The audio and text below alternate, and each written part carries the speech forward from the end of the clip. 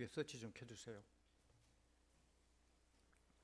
오늘 주신 하나님 말씀은 요한복음 12장 26절에서 33절까지 말씀입니다.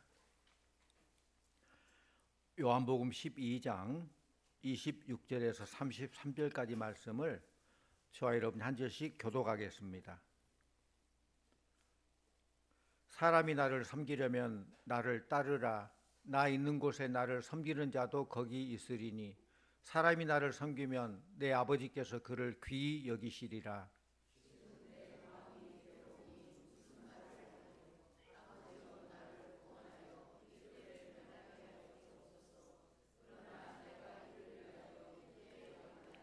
아버지여, 아버지의 이름을 영광스럽게 하옵소서 하시니 이 하늘에서 소리가 나서 이르되 내가 이미 영광스럽게 하였고 또다시 영광스럽게 하리라 하시니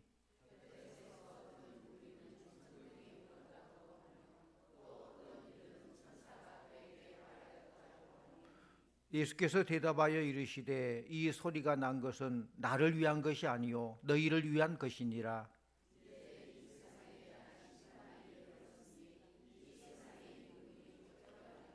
내가 땅에서 들리면 모든 사람이 내게로 이끌겠노라 하시니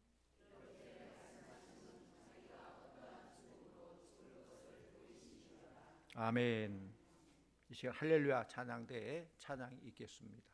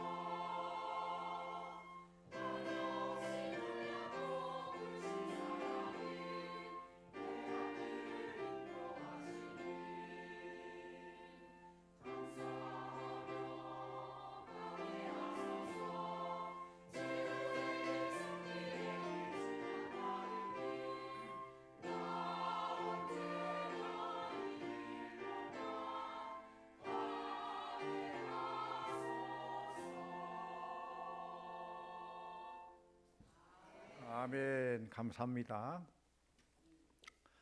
시편 기자는 인생 70이요 간건하면 80이라고 말했습니다. 70을 살건 80을 살건 아니 요즘 같으면 100세 시대를 살건 그 길이보다는 그 삶 속에서 무엇을 어떻게 했느냐가 더 중요한 것 같아요. 얼마나 오래 살았냐가 중요한 거 아니고 뭘 목적으로 어떤 삶을 살았느냐가 중요합니다. 우리 예수님은 비록 짧은 33년의 삶을 사셨지만은 그 삶의 모습을 보면은 참 당당하고 목적적인 삶을 사셨어요.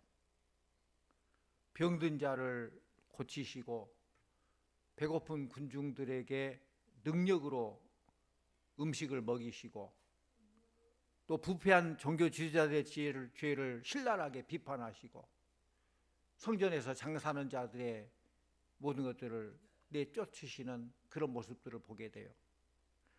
이런 내용들을 읽으면 읽을수록 신나거든요. 아, 하나님의 아들로서 참 대단한 일을 하셨다. 참 읽기 좋아요. 그러나 성경에 보면은 예수님이 하나님의 아들답지 않는 나약한 모습도 소개하고 있어요. 오늘 말씀이 그렇습니다. 우리 27절 말씀 다시 한번 같이 보랍니다. 27절. 지금 내 마음이 괴로우니 무슨 말을 하리요? 아버지여 나를 구원하여 이 때를 면하게 하여 주옵소서.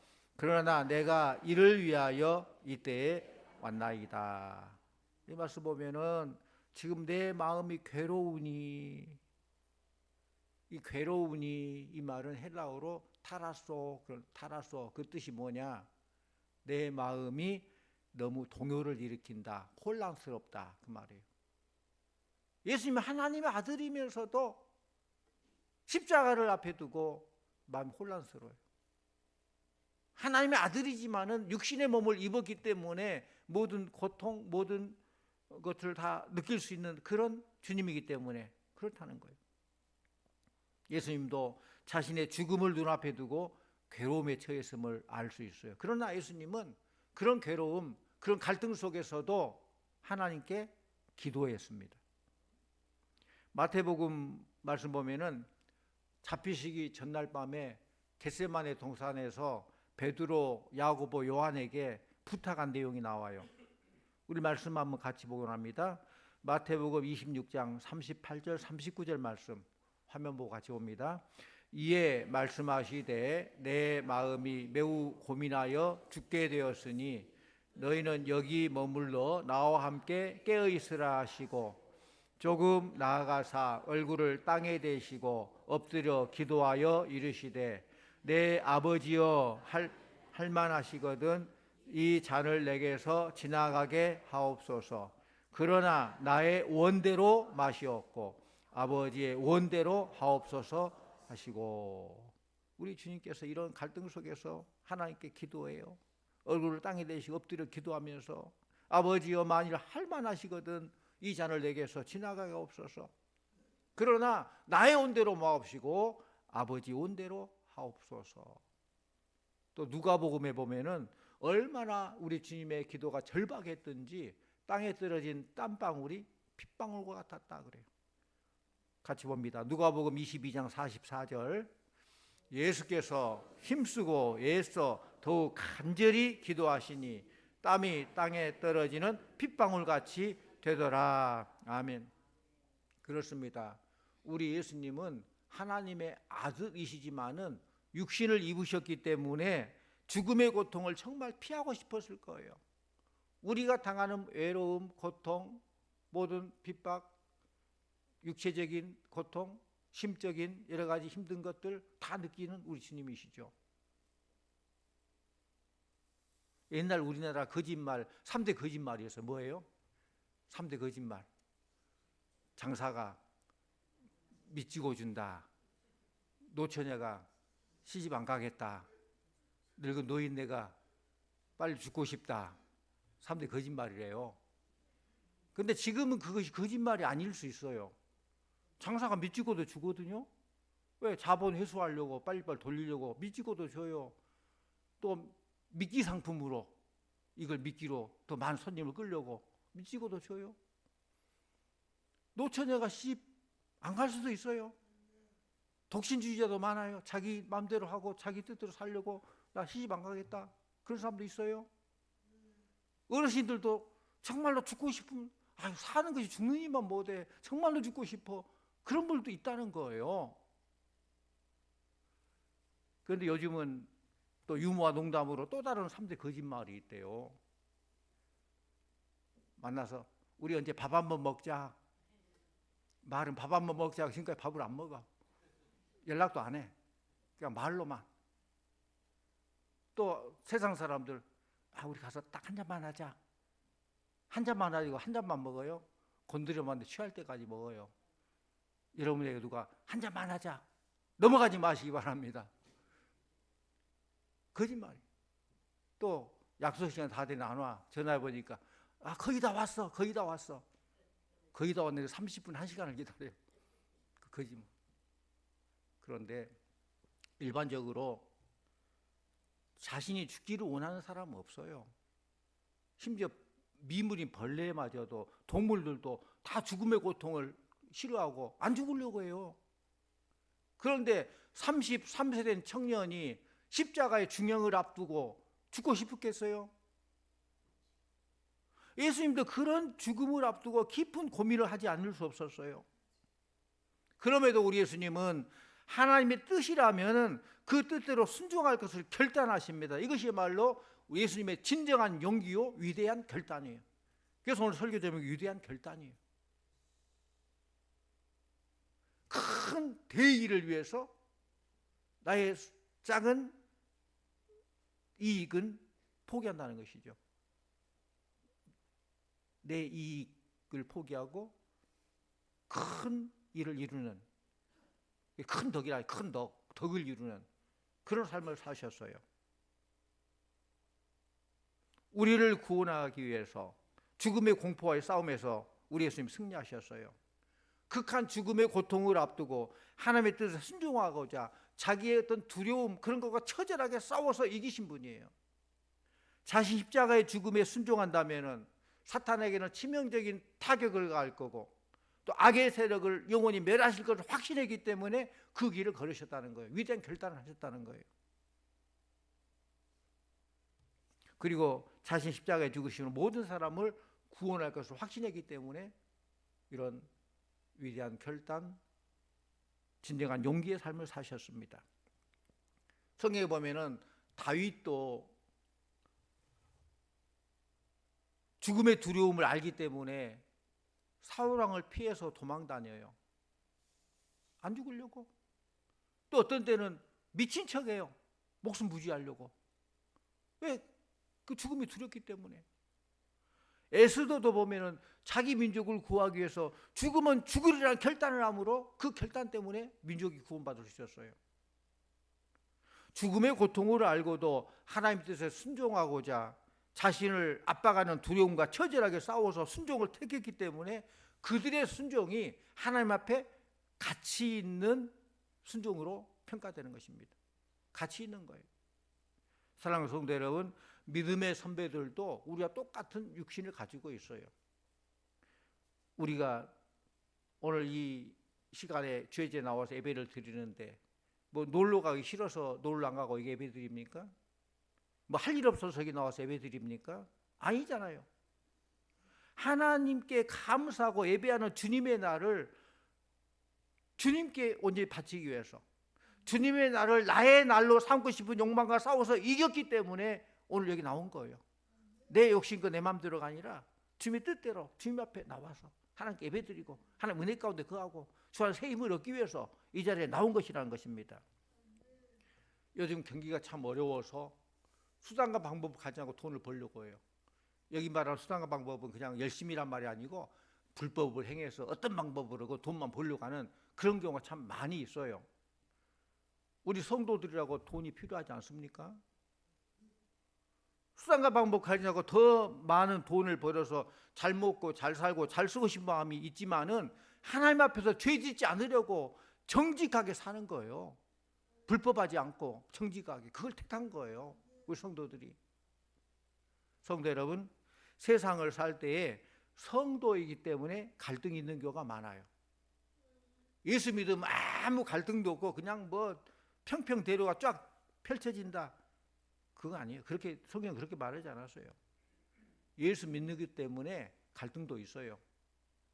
선택 이루어서 정말로 내가 손해 보더라도 하나님 뜻대로 선택하고 종교 개혁자들이 종교개혁을 이루어 나갔듯이 오직 하나님의 말씀이기 때문에 말씀대로 믿고 순종해 나가는 거예요.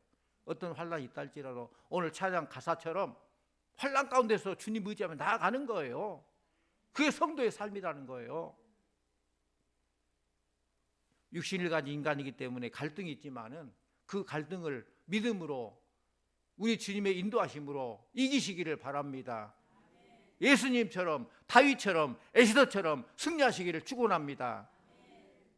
예수님께서 하나님께 결단의 기도를 하실 때 하늘에서 소리가 들려, 음성이 들렸어요. 우리 28절 말씀 같이 봅니다. 28절.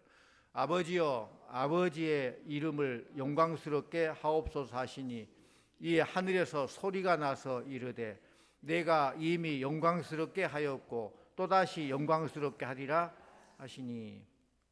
우리 예수님께서는 어려운 일이 있을 때마다 하나님께 기도했어요. 매 순간순간 중요한 순간마다 그때마다 하나님의 음성을 들었어요. 첫 번째로는 세례 받을 때에 이는 내 사랑하는 아들이다, 내 기뻐하는 자다, 주의 음성을 듣고 공생이 시작하기 전에 세례를 받고 일을 시작한 것이죠. 또 두 번째로는 변화산에서 예루살렘으로 가기 전 최후의 결단을 하실 때에 하나님의 음성을 들었어요.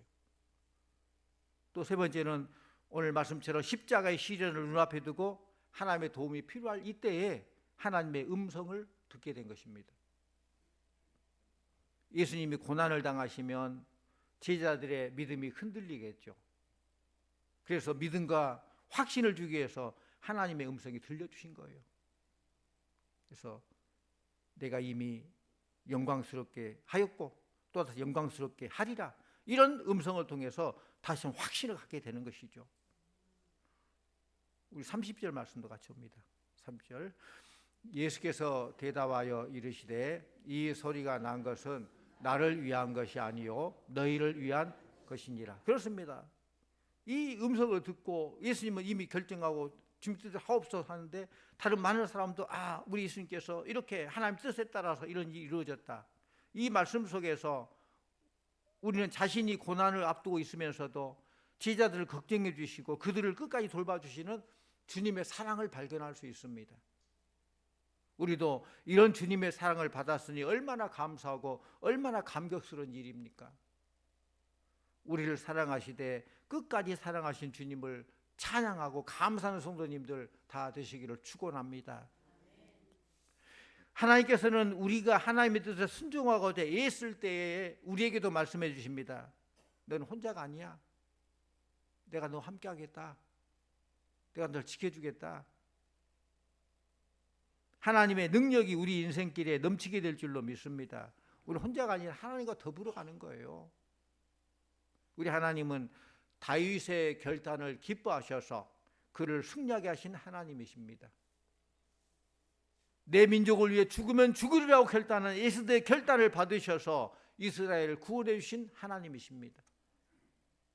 그 하나님께서 오늘도 하나님을 위하여, 신앙을 위하여, 이웃과 복음을 위하여 희생을 결단하는 사람들을 찾으시고 인도해 주실 줄로 믿습니다. 초대교회 성도들은 늘 십자가 능력 속에서 살아간 사람들이요, 주님 바라보면서 그 능력 힘입어서 살아갔어요. 이들은 자기중심주의가 아니라 예수님 중심주의의 삶을 살았어요. 자기중심주의자들도 겉으로는 교회에 나와서 열심히 신앙생활을 한 것처럼 흉내낼 수 있어요. 그러나 자기중심주의자들에게 있어 예수님은 단지 자기 욕망을 채우기 위한 수단에 불과하죠. 예수 중심이라는데 자기 중심이고 예수님은 수단이에요. 내가 성공 가도를 달리는데 주님은 나를 도와주는 도우미가 되고, 내 뜻을 이루는데 한 수단으로 교회를 나오고, 그게 자기중심주의자예요. 물론 겉으로는 경건한 모습으로 충성된 자세를 취할지 모르지만은 세상을 자기 위주로 보기 때문에 세상 일이 마음대로 되지 않으면 화를 내고 분통과 원망을 하나님께 돌리는 겁니다. 하나님 그럴 수 있어요. 내가 이렇게 교회에서 충성하는데 왜 나에게 이런 환경, 이런 여건을 주십니까? 이 자기중심주의 사는 사람들 이렇게 얘기를 해요. 나름대로 하나님께 영광 돌린다고 말하지만은 예수님에 대한 정보나 지식을 갖고 있지만은, 그러나 그걸 가지고 하나님 뜻을 이루기보다는, 하나님 영광을 나타내기보다는 자기의 포부를 달성하는 힘으로 쓰려고 한다는 거예요. 이런 인간들은 초대교회 같은 이런 환난, 역경, 어려움이 있을 때 하나님께 항의할 거예요. 하나님을 섬기려고 열심히 노력하는데 더 악한 권세자들이 그리스도인들 다 잡아가고 처참히 죽이다니 도대체 하나님 뭘 하시는 하나님입니까? 하나님 계십니까? 안 계십니까? 하고 항의하고 따질 거예요. 그런데 초대교회 교인들이 그랬습니까? 그렇지 않았어요. 그들에게 있어서 세상 권세와 압력은 이들이 주의 이름으로 자주 모이는데 전혀 장애가 되지 않았어요. 세상의 환경 자체가 하나님 앞에 올바로 서는데 방해가 되지 않았다는 거예요. 환경을 뛰어넘었다는 거예요. 왜 그렇습니까? 예수님께서 십자가에 당한 그 고통이 단순히 예수님 개인의 고통으로 보지 않았기 때문에 그래요. 이 고통을 앞둔 예수님께서 편하지 않는 마음에서 기도하니까 하나님께서 다음과 같은 응답을 해주셨어요. 우리 다시 한번 28절 같이 봅니다. 다시 같이 봅니다. 아버지여, 아버지의 이름을 영광스럽게 하옵소서 하시니 이 하늘에서 소리가 나서 이르시 내가 이미 영광스럽게 하였고 또다시 영광스럽게 하리라 하시니. 초대교회 성도들은 예수님의 희생과 고난의 의미가 뭔가를 잘 알았다는 거예요. 그래서 예수 그리스도를 통한 구원의 기쁨을 세상 어떤 기쁨과 바꾸지 않았어요. 주 안에서 누리는 모든 것을 세상 것과 바꾸지 않았다는 거예요. 주 예수보다 더 귀한 것 없다. 오직 주님만을 바라봤다는 거예요. 그는 모일 때마다 예수님의 죽은 그 날을 회상했을 거예요. 가시밭에 있는 백합화는 다른 곳에 있는 백합화보다 더 진한 향기를 나타낸대요. 왜 그래요? 동남풍이 불고 서북풍이 불고 그러면 바람이 부니까 백합화가 흔들거리고 흔들다 보니까 가시에 찔립니다. 찔리면 찔릴수록 향기가 더 나게 되고 찔리면 찔릴수록 사랑의 성숙도가 더 높아진다는 거예요. 서풍이 불면은 동쪽의 가시에 찔리고 동풍이 불면은 서쪽의 가시에 찔리고 계속 찔리는 것입니다. 그러나 우리가 사랑만 있다면은 가시에 찔리면 찔릴수록 우리의 삶 속에서 그리스도의 향기를 더 진하게 더 멀리 바라게 될 줄로 믿습니다. 이런 말 있잖아요. 향나무는 자기를 찍는 도끼에게도 향을 묻힌다. 향나무는 자기를 찍는 도끼날에 향을 묻혀요. 무슨 말입니까? 좋은 사람은 힘든 상황 속에서도 선한 영향력을 발하게 된다는 것입니다. 환경 때문에 원망하고 좌절하고 그렇게 불평하지 않고 그 가운데서도 선한 영향을 발해서 오히려 자기를 찍는 도끼날에도 향을 묻혀주는, 그게 바로 우리 그리스도의 삶 아니겠습니까? 예수님의 삶이고 우리가 본받아야 할 삶이죠. 29절 말씀 같이 봅니다. 29절 곁에 서서 들은 무리는 천둥이 울었다고도 하며 또 어떤 이들은 천사가 의게 말하였다고도 하니. 예수님께서 기도 응답받는 그 순간, 하늘의 음성이 들린 그 순간 옆에 있는 사람들은 천둥 소리가 이렇게 나구나, 천둥이 울었다라고도 말하고 어떤 사람은 천사가 말했다고도 해요. 이 말은 이것은 꾸며낸 얘기가 아니라는 거예요. 소설이 아니라는 거예요. 환청이 아니라는 거예요. 역사적 사실임을 말해주는 거예요. 따라서 예수님의 기도는 분명히 응답받았고 응답이 확실하다는 거예요. 예수님의 그 기도 응답이 확실하다는 것은 어둠의 세계에도 빛의 아들들이 존재한다는 것을 확실히 보여주는 것입니다. 그러니까 초대교인들의 기쁨은 바로 어둠의 세력에서 벗어난 기쁨이에요. 따라서 빛의 자녀들과 함께 있는 것은 어둠의 세계에서 출세와 성공과는 비교되지 않는, 비록 힘들고 어려워도 빛 가운데 거할 때에 어둠 속에서 출세하고 잘 먹고 잘 되는 것, 그것과는 비교할 수 없는 그런 기쁨이 있다는 거예요. 주 안에서 기쁨의 우리 성도들, 빛의 자녀들에게. 자기 중심적인 사람들이 기쁨의 이유를 어두운 세상에서 찾으려 하지 않습니다. 자기 중심의 사람들은 어둠의 세상에서 기쁨을 누리러 가지만은 예수 중심의 사람들은 어둠의 곳에서 기쁨을 누리지 않고 오직 예수 안에서 주시는 참 기쁨을 누리기를 원한다는 것이죠. 다시 말해서 세상에서 성공하게 해주시면 하나님 잘 섬기겠습니다 한다면은 세상에서 조금만 압박이 가해도 원망하게 되겠죠. 하나님 이렇게 해주면 내가 뭐 하겠습니다. 협상하는 믿음이라면은 세상 어려움이 오면은 그 사람은 하나님을 버리게 되죠. 세상을 향하게 되겠죠. 이 사람들은 예수님의 십자가의 희생도 대수롭지 않게 생각할 것입니다. 이들은 교회에 모일 때 예수님의 하신 일이 기뻐서 정말 하나님께 영광 돌리기 위해서 모이는 거 아니라 그냥 사람이 좋아서 그냥 교회를 어떤 수단 방법으로 그렇게 모이는 것 그럴 뿐이에요. 우리 마태복음 18장 19절 20절 같이 봅니다. 마태복음 18장 19절 20절 진실로 다시 너희에게 이르노니 너희 중에 두 사람이 땅에 합심 구하면 하늘에 계신 내 아버지께서 그들을 위하여 이루게 하시리라. 두세 사람이 내 이름으로 모인 곳에는 나도 그들 중에 있느니라. 아멘. 두세 사람이 내 이름으로 주님의 이름으로 모이는 것을 정말 기뻐한다면은 여러분은 세상에서 기쁨을 구하지 않는 빛의 아들들인 줄로 믿습니다. 무엇이 진리인지 진리를 파악하고자 할 때는 하나님의 말씀이 기준이 되어야 돼요. 오늘이 종교개혁 주일입니다. 종교개혁 주일, 종교개혁의 핵심은 오직 성경, 오직 믿음, 오직 은혜예요. 오직 성경, 하나님의 말씀이 우리 삶의 기준이란 거예요. 말씀이 우리를 구원의 영생의 길로 인도하는 지침서가 되는 거예요. 그런데 당시 가톨릭 교회에서는 말씀과 교황과 전통을 똑같은 위치에 뒀어요. 권위를 다 인정하는 거예요. 실제로는 말씀, 교황, 전통 그렇게 말하지만은 어떤 일을 결정하고 판단할 때는 말씀보다는 교황 말이 더 우선이 돼 버려요. 어떻게 말씀과 교황을 같이 둘 수 있겠습니까? 더 높이 교황을 둘 수 있겠습니까? 오직 하나님 말씀만이 신앙과 교리의 유일한 권위의 책인 줄로 믿습니다. 우리 모든 게 말씀이에요. 그래서 우리가 들어올 때 보면 말씀대로 믿고 말씀대로 살자 그러지 않습니까?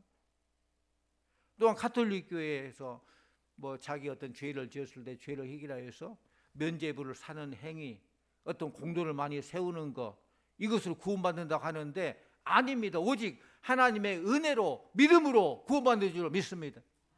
오직 믿음으로 구원받는 거예요. 또 우리에게 믿음 주신 하나님의 은혜가 얼마나 크고 놀라워요. 오직 성경, 오직 믿음, 오직 은혜예요. 모든 것들이 자신의 생각에서 출발하면은 마귀의 시험에 빠지기 쉬워요. 마귀가 탁 그걸 코 고르는 거예요. 자기중심적이면. 우리가 예수님과 함께하는 기쁨보다 세상적인 성공과 기쁨을 얻으러 갈 때 마귀가 우리가 그래 내가 너 함께하겠다 따라오는 마귀가 따라와요. 우리 성도들은 예수님이 거둔 성공과 악마가 주고자 하는 성공을 구분할 줄 아는 영적 분별력이 있는 우리 성도님들 다 되시기를 축원합니다. 사랑하는 성도님, 우리를 스스로 한번 평가해 볼 필요가 있어요. 나는 예수 중심주의자인가? 자기 중심주의자인가? 사랑하는 성도님들이 사탄의 어둠의 세계에 매이지 않고 주님이 주신 참 기쁨이 충만하시기를 바랍니다. 그 기쁨 충만으로 인해서 사소한 이 세상 일에 미련 두지 아니하고 영생을 늘 사모하면서 오직 말씀으로, 오직 믿음으로, 오직 은혜로 베풀어 주신 구원에 늘 감사하고 또 하나님께서 기뻐하는 일을 기쁨으로 잘 감당해 나가는 이 시대에 주신 사명과 직분을 잘 감당하는 참으로 복된 성도님들, 복된 삶이 되시기를 간절히 축원합니다. 기도합니다. 사랑의 하나님 아버지 감사합니다. 악이 이 땅에 횡행할 때에 종교개혁자를 통해서 오직 성경으로 오직 믿음으로 은혜로 구원받았음을 알게 해주시고 우리도 하나님의 말씀의 권위를 가지고 또 우리에게 베풀어 주신 그 믿음, 은혜로심을 믿고 구원의 확신, 감사함으로 주께 나아가게 됨을 감사드립니다. 우리의 삶이 예수 중심주의 삶인지 자기 중심의 삶인지를 다시 한번 판단하게 해주시고 정말로 예수 중심의 삶으로 살아가는, 예수님께서 이미 아버지의 뜻대로 하옵소서 위대한 결단을 하셨듯이 우리도 그런 결단할 때 결단할 수 있는 우리 성도들 다 되게 하여 주시옵소서. 예수님 이름으로 기도하옵나이다. 아멘.